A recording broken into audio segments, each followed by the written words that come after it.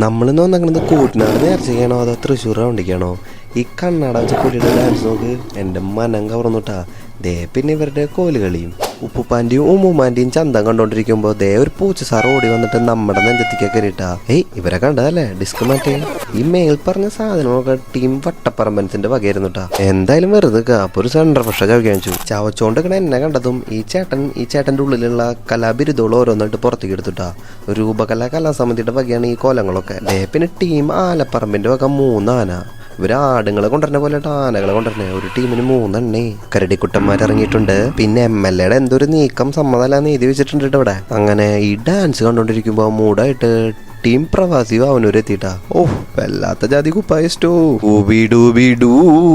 സ്കൂബിഡിയും ചങ്ങാതി എന്ന് പറഞ്ഞിട്ടൊരു വെറൈറ്റി സാധനങ്ങള്. ഇവരെന്റെ മനം കവർന്നുട്ടാ. Western Kuttanad reporting sir. ഇതിൽ നിങ്ങളുടെ ടീംസ് ഉണ്ടെങ്കിൽ താഴെ കമന്റ് ഇട്. ഏറ്റവും കൂടുതൽ ലൈക്ക് കിട്ടുന്ന കമന്റ് ഞാൻ പിൻ ചെയ്ത് വെക്കട്ടാ. പോരട്ടെ, ആനയ്ക്ക് എന്തോ ചെയ്യണമെന്നുണ്ടായിരുന്നുട്ടാ. പിന്നെ അതിന്റെ മൂഡ് പോയി തോന്നുന്നു. പച്ച പച്ച പച്ച പച്ച ദേ ടീം പച്ച.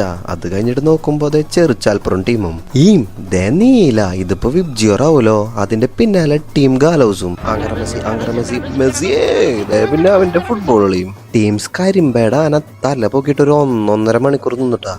അപ്പോഴത്തേക്കും തത്തിയ. പിന്നെ സുന്ദരനായ ആനയുടെ പുറത്ത് സെൻട്രൽ കൂട്ടുപാത ടീം ആലിഞ്ചോട് വന്നതോടുകൂടി ആകെ പോകാൻ മയം. ദേശവപ്പ് കളറും ടീം പെരുങ്ങോട്ടരും. അത് കഴിഞ്ഞപ്പോ ഇവര് പറയാ ഇനി ഇവിടെ ഞങ്ങൾ മതിയെന്ന്.